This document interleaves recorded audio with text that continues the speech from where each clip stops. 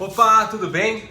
O Gregório do Vivier, o esquerdinha lá do Porta dos Fundos, que é declaradamente petista, ele publicou um artigo intitulado Uma Carta de Jesus para Silas Malafaia. Ele escreve como se fosse o próprio Jesus endereçando uma carta cheia de ironias pro pastor Silas Malafaia.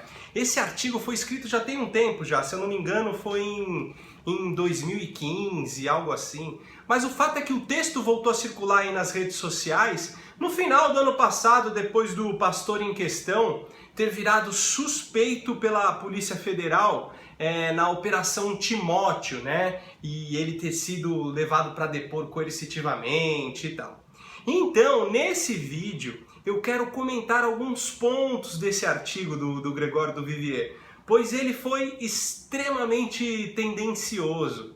Nessa suposta carta, Jesus é um sujeito de esquerda, um Jesus comunista fervoroso, que se posiciona de uma forma que nos faz pensar que o socialismo é o regime político que mais aponta para os ensinamentos do Evangelho. O fato é que o Gregório do Vivier usou seu raro conhecimento das Escrituras para tentar transformar o Filho de Deus em um militante vermelho, né? Um agente das causas esquerdistas, assim como ele. Só que essa carta, ela se mostrou, pelo menos para mim, extremamente valiosa para fazermos um contraponto e com isso trazer à tona grandes verdades e ensinamentos acerca do Evangelho de Jesus e do regime socialista. Já adiantando que esse vídeo ele é um pouco longo, se não der para ver tudo, marca aí onde você parou, aí você continua depois.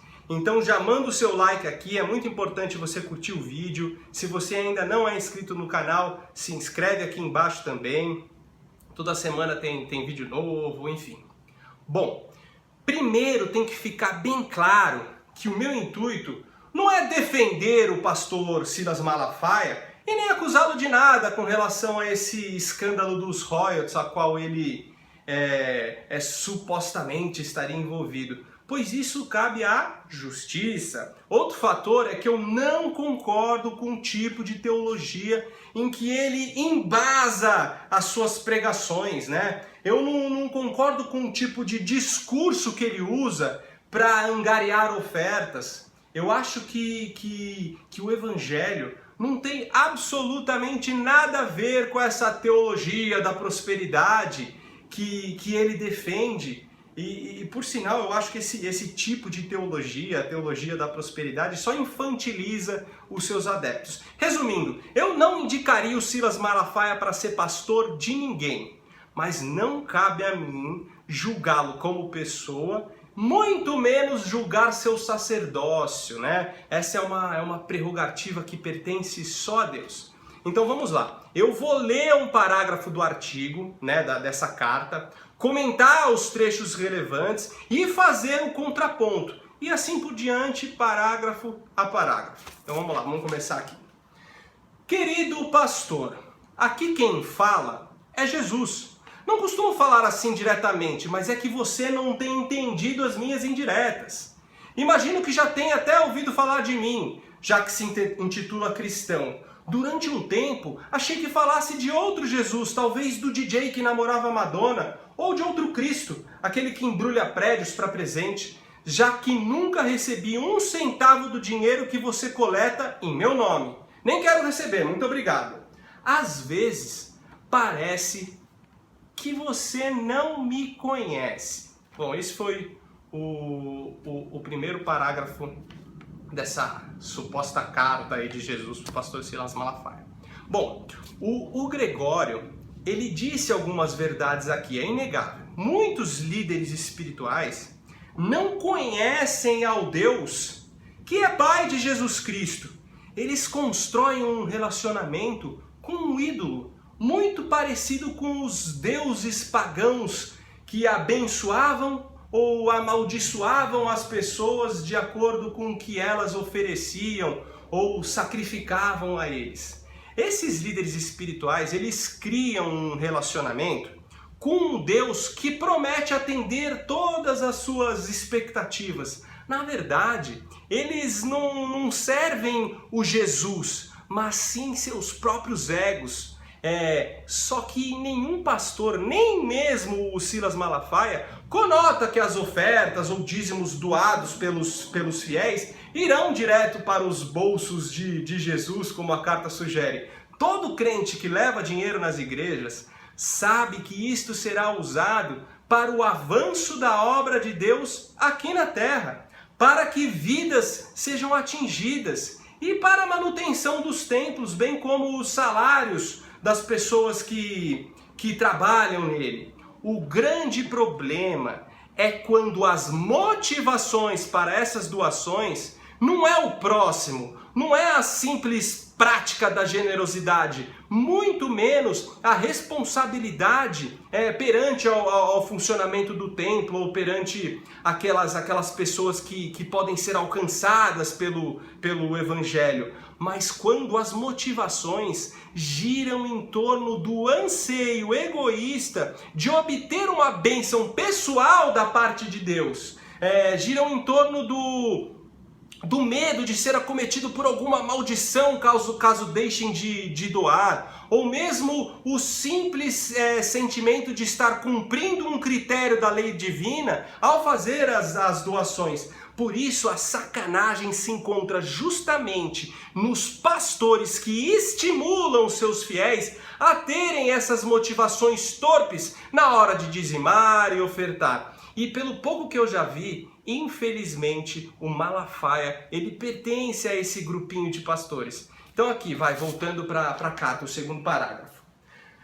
Caso queira me conhecer mais, saiu uma biografia bem bacana a meu respeito. Chama-se Bíblia. Já está à venda nas melhores casas do ramo. Sei que você não gosta muito de ler, então pode pular todo o Velho Testamento, pois só apareço na segunda temporada. Bom, sinceramente, eu não sei se o Malafaia gosta de ler ou não, mas sou obrigado a concordar com o nosso amigo aqui do Porta dos Fundos. Eu sempre digo que a Bíblia é um livro diferente. Não podemos começar lendo do início. Temos que começar pelo Novo Testamento. Primeiro conhecemos a Jesus de Nazaré, compreendemos o que ele ensinou e o que ele fez. Afinal, Cristo revela quem Deus é e como o homem deve ser. Compreendido isso, aí sim podemos ler todo o restante da Bíblia, mas usando sempre o Jesus do Evangelho como chave interpretativa. O que combinar com o Evangelho fica. O que não combinar, dança, visto que nesse caso não passa de contexto histórico referente ao período, ao momento em que foi escrito. Então, continuando a carta, agora o terceiro parágrafo. Se você ler direitinho, vai perceber, pastor deputado, que eu sou de esquerda. Tem uma hora do livro em que isso fica bastante claro. Quando um jovem rico quer ser meu amigo, e eu digo que para se juntar a mim, ele tem que doar tudo para os pobres. É mais fácil um camelo passar pelo buraco de uma agulha do que um rico entrar no reino dos céus. Analisando a sua conta bancária, percebo que o senhor talvez não esteja familiarizado com um camelo ou com um buraco de uma agulha. Vou esclarecer a metáfora. Um camelo é 3.000 vezes maior do que o buraco de uma agulha. Bom, aqui que ele começa já com os grandes equívocos e que ao mesmo tempo é onde a gente pode tirar grandes lições. Primeiro assim, ele descontextualizou completamente uma das passagens mais profundas e importantes do Evangelho. Vamos lá. Jesus trata cada um de forma individual. Jesus entra nas áreas mais recônditas do nosso coração. E provavelmente esse jovem rico coloca a sua fortuna acima de tudo. O dinheiro para ele era um Deus. ele era um idólatra. E esse é um pecado dos mais terríveis. A idolatria é quando algo que não seja Deus passa a ser o Deus da sua vida. E assim passa a te escravizar e exercer domínio sobre suas decisões. Por isso Jesus pede para que ele doe tudo aos pobres. Esse ato seria libertador na vida desse jovem rico. Jesus, ele abomina aqueles que egoístamente juntam somente para si, né?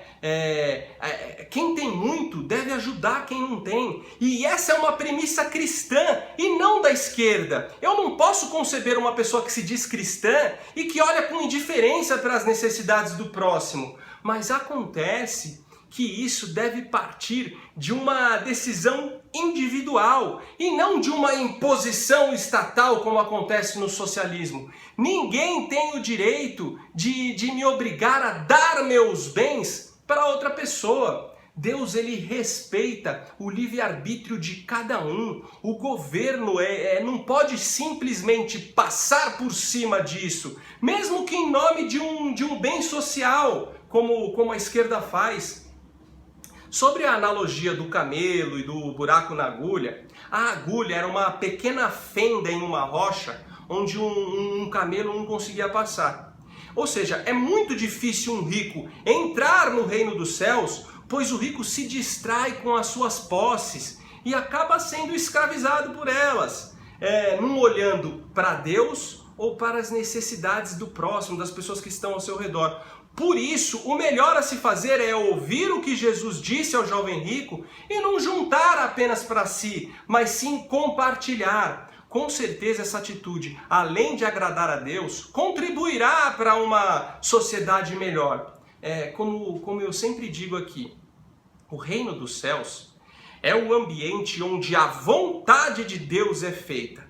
E no ambiente onde a vontade de Deus é feita, quem tem ajuda quem não tem. Simples assim. Mas entenda que Jesus não está eximindo da salvação as pessoas ricas. Nem daqueles ricos mais vis que não olham para o próximo. Tanto que depois que Jesus fala que o jovem rico deve doar toda a sua riqueza aos pobres, e ele não tem coragem de fazer isso, um dos discípulos de Jesus faz a seguinte pergunta: Mestre, desse jeito, quem será salvo? Como quem diz assim, desse jeito é muito difícil, Senhor. Os parâmetros do reino de Deus são elevados demais para nós, meros mortais. Aí Jesus simplesmente responde: sim, ao homem é impossível, mas para Deus tudo é possível. Nessa fala, Jesus resume a graça e o plano de salvação de Deus, onde não somos salvos através dos nossos esforços para cumprir o que Deus nos pede. Somos salvos pela sua generosidade. A prerrogativa da salvação está em Deus e não nos homens. O homem deve sim fazer tudo o que Deus pede, mas não como forma de cumprir critérios para ser salvo, mas sim por amor. Um ato bondoso só tem valor moral se não visar absolutamente nada em troca, muito menos a salvação. É o amor ao próximo que conta. Agora, um fato muito importante que temos que entender, é um ponto crucial. Na época de Jesus, o sistema econômico era diferente, não existia inflação, a economia era algo estático, o dinheiro era uma fonte esgotável. Uma pessoa que juntava para si e guardasse suas riquezas em um depósito impediria que outras pessoas pudessem ter acesso a parte dessa riqueza. Nos dias de hoje, o dinheiro não é mais uma fonte esgotável. O fato de uma pessoa ter muito não tira a oportunidade de outra também ter. Uma pessoa muito rica, por mais egoísta que seja, ela compra produtos, ela exerce um papel ativo no mercado e isso faz a economia movimentar, beneficiando toda a sociedade. Uma pessoa rica não guarda a sua riqueza embaixo do colchão, como na época em que o evangelho foi escrito. Hoje existe inflação, ela investe seu dinheiro e mesmo uma aplicação tosca em um banco qualquer também movimenta a economia e acaba beneficiando o seu bolso, mesmo que de forma indireta. Temos que parar de olhar os ricos com maus olhos, isso é patético, pois mesmo sem a intenção, os ricos contribuem sim para um mundo melhor, visto que o nosso mundo hoje em dia gravita em torno do mercado. E isso não é bom nem ruim, é apenas como as coisas são. O vagabundo, maconheiro, com a camiseta do Che Guevara, ou aquele artista mal compreendido que vive às custas dos incentivos do governo para sua arte, são os que mais falam mal do capitalismo e dos ricos. Mas você acha que esses sujeitos, com suas falácias, contribuem em alguma coisa para com a sociedade? Então vamos lá, voltando para a carta. Sou mais socialista que Marx e Engels, esse bando de esquerda caviar. Sou da esquerda roots, esquerda pé no chão, esquerda mujica. Distribuo pão e multiplico o peixe.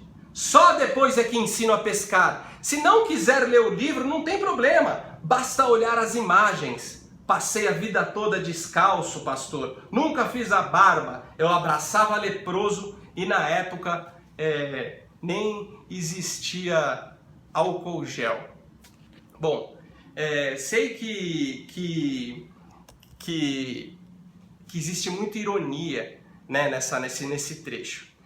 Mas de forma alguma, Jesus não é socialista, nem roots, nem superficial. Jesus não tem prerrogativas políticas. Aliás, os judeus, na época, eles esperavam um Messias político, alguém que libertasse e restabelecesse a opulência da nação de Israel, uma espécie de sucessor do rei Davi. Mas Jesus, ao contrário disso, não se envolveu na política. Ele não falou contra as leis estabelecidas por Roma, não fez nenhuma revolução, apenas pregou o amor e o perdão. Ensinou os seus seguidores a amar aqueles que o oprimiam, ensinou a dar a outra face. E quando indagado se os hebreus deveriam pagar impostos ao Império Romano, Jesus simplesmente responde: dê a César o que é de César e dê a Deus o que é de Deus. O reino de Deus que Jesus inaugura é o ambiente onde a vontade de Deus é feita.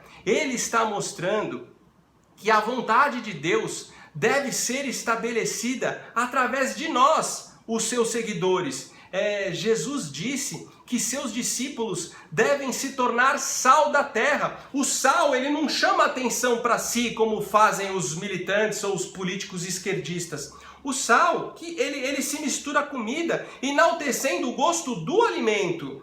Jesus acredita na transformação individual primeiro, e não em uma transformação civilizatória através de regimes políticos totalitários ou através da imposição forçada de ideologias nefastas, como fazem esses políticos. Mesmo que haja uma inegável semelhança dos ensinamentos de Jesus com algumas premissas do socialismo, Jesus passa bem longe e destoa completamente dos socialistas. A mensagem do Evangelho se resume em um favor imerecido de Deus para com a humanidade. Ou seja, para ser salvo, não existe meritocracia. Sim, Jesus multiplicou pães e peixes e curou leprosos, pois ele quer atender o homem de forma integral, perdoar os pecados, curar suas enfermidades, eliminar suas aflições e matar sua fome. Jesus não permitiria que alguém passasse fome ao seu redor. Até aí, até está parecendo um discurso de esquerda, né? Mas de forma alguma, pois Deus criou o homem com livre arbítrio. Mesmo sabendo que o homem iria pecar e se afastar dele, Deus é amor, e o amor implica em conceder liberdade. Para Deus, a liberdade de escolha vem antes de qualquer coisa. Um homem que só é bom porque foi obrigado a ser, não tem valor nenhum para Deus.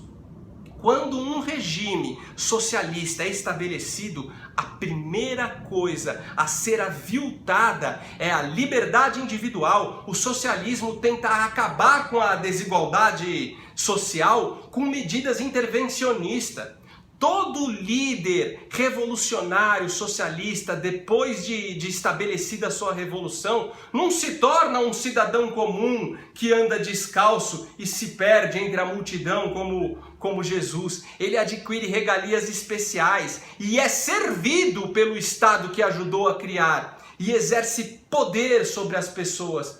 Jesus afirma que o líder é aquele que serve, é aquele que lava os pés daqueles que o seguem, como o próprio Cristo fez. Na ótica de Jesus, líder é aquele que se coloca em último lugar, bem diferente desses políticos esquerdistas que a gente conhece.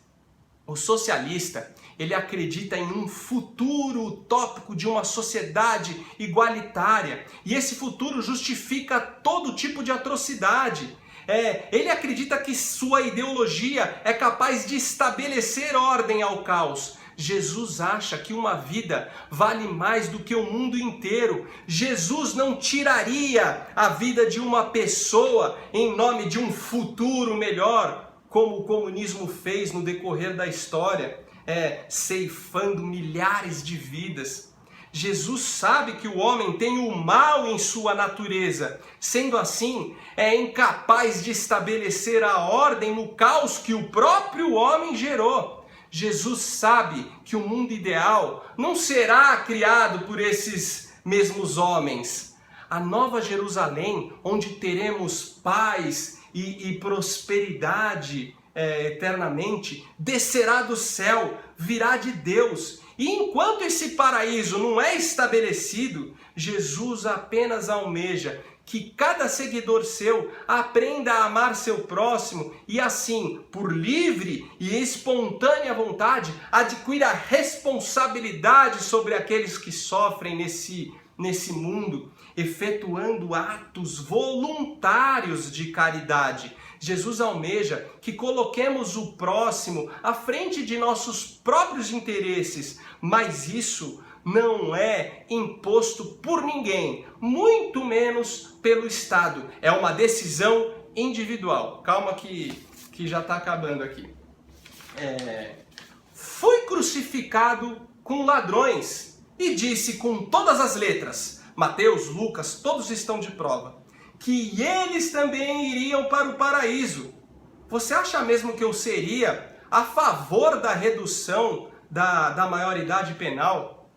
Bom, com certeza para Jesus, bandido bom não é bandido morto como o jargão que ouvimos por aí. Para Jesus, bandido bom é bandido arrependido, bandido que se arrepende. Jesus, ele quer perdoar. Com certeza, muitas pessoas que consideramos más desfrutarão do paraíso, pois só Deus conhece o coração de cada um e as motivações que os leva a fazer o que fazem. Mas quando Jesus promete a vida eterna para o bandido que foi crucificado ao seu lado, ele não o exime de sua punição terrena.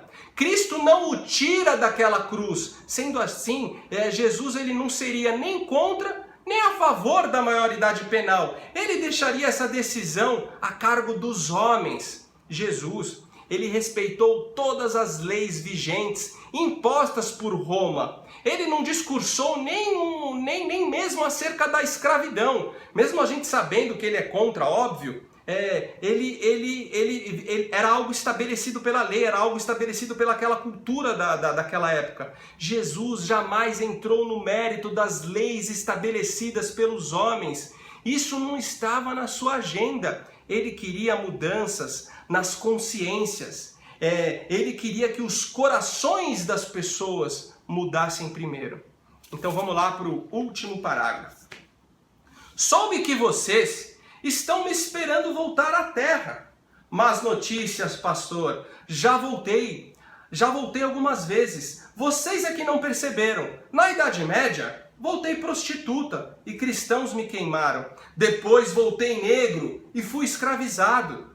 Os mesmos cristãos afirmavam que eu não tinha alma. Recentemente, voltei transexual e morri espancado. Peço, por favor, que preste mais atenção à sua volta. Uma dica, olha para baixo. Agora mesmo devo estar apanhando de gente que segue o Senhor. Servimos a Deus quando servimos ao próximo.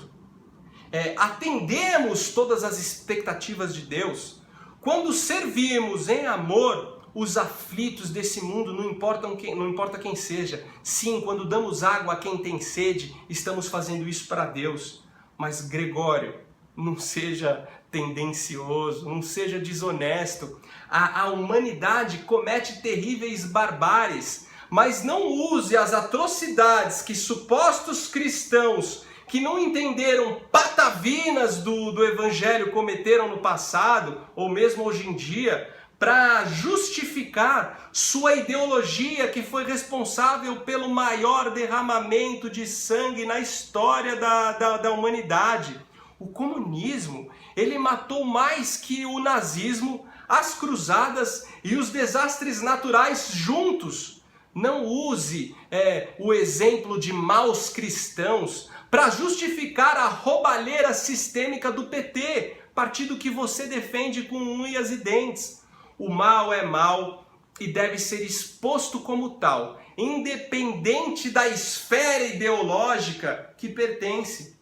Jesus ama o pecador, mas odeia o mal. Nada justifica o mal. Bom, e para encerrar, definitivamente, Jesus não é socialista nem comunista. Jesus é amor. Jesus não é de esquerda nem de direita. Jesus é transcendente e imanente ao mesmo tempo. Jesus não é um ideal, não é um conceito filosófico, não é um conjunto de regras morais, muito menos uma doutrina.